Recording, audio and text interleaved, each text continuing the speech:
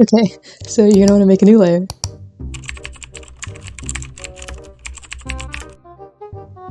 And then just switch over to the animation workspace.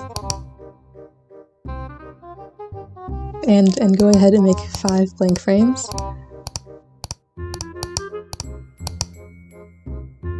Then just select that second frame and draw the eyes 3/4 of the way open.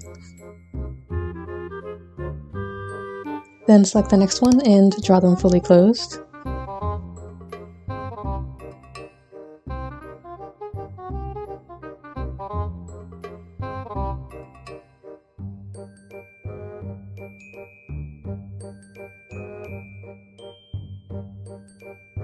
And finally select that next frame and draw them about halfway open.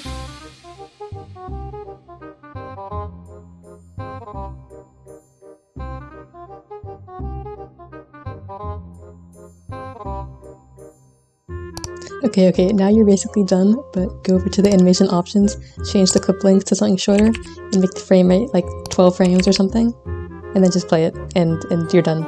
That's it. Yeah, so this took me like 3 minutes. Just do it.